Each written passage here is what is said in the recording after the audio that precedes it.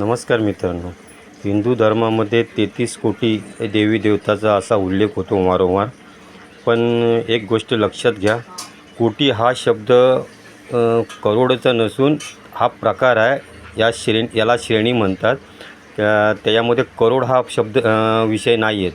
त्यासाठी 33 कोटी देवदेवताचा अर्थ 33 करोड नसून 33 प्रकार आहेत देवीदेवतांचे.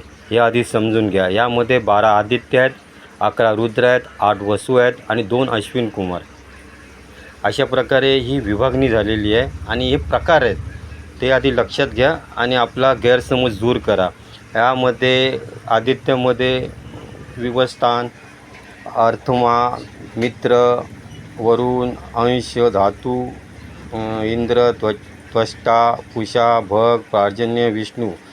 11 रुद्र, हर, बहुरूप, त्र्यंबक्य, अपराजित, कृपा, कपी, शंभू, कपर्दिन, रैवत, मृगव्याध, सर्व, कपाली. वसूमध्ये अग्नी, पृथ्वी, वायू, अंतरिक्ष, आदित्य, रौ, चंद्रमा, नक्षत्र आणि 2 अश्विनमध्ये नासत्य आणि द्रक्ष.